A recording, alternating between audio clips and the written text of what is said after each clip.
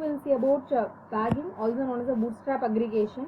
It is an advanced ensembling technique. So advanced ensembling techniques for bagging, boosting and stacking. We'll focus bagging here. Bagging is also known as bootstrap aggregation. It can be used for both classification as well as regression problem. Main objective is to decrease the variance and it helps in avoiding overfitting. Usually it is applied in decision trees, but we can apply to any other models also. So first let us understand what is bootstrap aggregation. We need to understand the term bootstrapping as well as aggregation. So first, bootstrapping is a method of randomly creating a samples of data out of the population with replacement, which means if we are having 10 rows in a data set, and if we are going to consider only 8 rows for training, means we will consider the subset of data. Instead of directly providing the 8 rows, we'll consider 4 or a 6 2. We'll repeat the data. So on training the next model, on training the subsequent model, again we'll use the same data set. So it is known as with replacement. So the term with replacement refers to the process of randomly selecting the samples from the dataset, where each selected observation is placed back into the dataset for the next selection process. So that is known as bootstrapping. So see here we have 10 rows of data on first iteration. I may take 2, 3, 6, 8, 4, and it is replaced back here. So among these 10, again I can choose any 5 data randomly. So 6, 9, 2, 1, 10. So this process will be repeated till n number of times or k number of times. So depend on the requirement of the problem. Aggregations means, so here I have dataset 1, dataset 2 and dataset k. All these datasets are given to k different models. This dataset given to the decision model 1 or decision tree 1, dataset 2 is given to decision tree 2, and the dataset k is given to decision tree k. So 3, if we have 3 decision tree, means the 3 datasets will perform on 3 different decision tree and providing 3 different results. So after training on the different bootstrap samples, the predictions of the models are finally combined, which is known as aggregation. So remember one thing, for classification task we'll go for voting, for regression task we can choose averaging. So the same is represented as a diagram. So we have original data set with the n number of data, and we'll bootstrap the data. Bootstrap is nothing but taking subset of the data. So we are taking some subset of the data and providing to the model 1, and taking subset of another data and providing model 2. Similarly, we can choose n number of models, and remember one thing, all the processes are taking in parallel.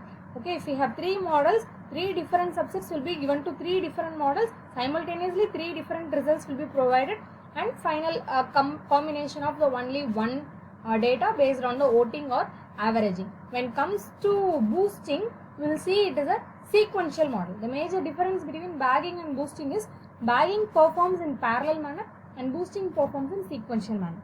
Okay, now let's see some of the steps. Right, so multiple subsets are created from the original dataset. Okay, we have seen, right? So this is the original dataset, and we have created multiple subsets with replacement. So a base model is created on each of the subsets. If we have 3 subsets, then we need to create 3 base models. If we have 4 subsets, then we need to perform 4 base models. So 4 base models are trained in parallel, and we'll get 4 different results, and we have to combine all the 4 results into the single result by using voting or averaging. So these are some of the advantages. So we'll see we'll move on to implementation part. As usual, we have imported the necessary required libraries, and I have a data set with 5 rows, 2 features, and binary classification as a target label. And we can divide the data set into training as well as testing, 80% for training and 20% for testing. So the same what we have seen for voting classifier, the X test is 2, 2, and Y test is 0, and X train we have 4 values, and we have 4 Y train values also.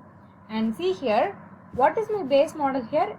My base model is decision tree classifier. We already know the working of decision tree classifier, so let us not focus on the working of decision tree classifier, and we are going to consider the base model, that is the model to be used for training the dataset is decision tree here. And the objective of ensembling is we need to combine the multiple models. So I am going to take 10 decision trees. Okay, number of estimators is nothing but 10, which means a 10 decision tree will be trained with 10 different data sets. So this is the parameter we have to represent the base model. Estimator equal to base classifier. This base classifier is nothing but a decision tree classifier. How many number of models we have?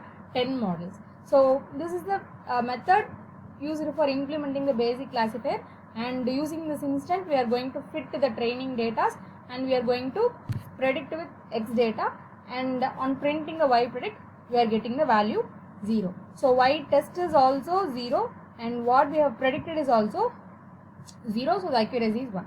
So let us understand the working behind it. So it is not necessary for writing in exam or implementing in lab, so just for understanding. So you can stop with this for exam point of view, right? So we have given number of estimators as 10. So 10 outputs will be given by each estimator. So based on max voting, the result is up 10. Why max voting? Because it is a classification problem. My binary classification, my Y is having 5 labels, which is either 0 or 1. So don't focus on the code, just let us understand the output. So we have 10 estimators, so we are getting 10 results.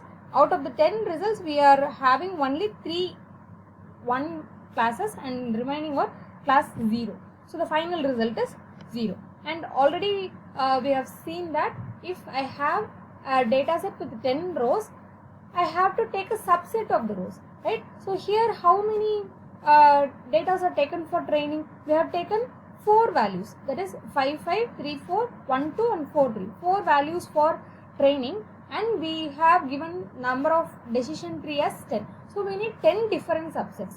How to make a 10 different subsets? So what is the 10 different subsets the decision tree used?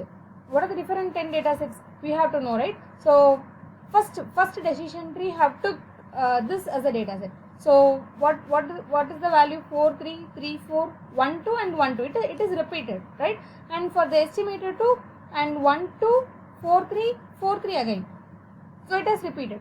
Out of this 4, we are repeating the samples.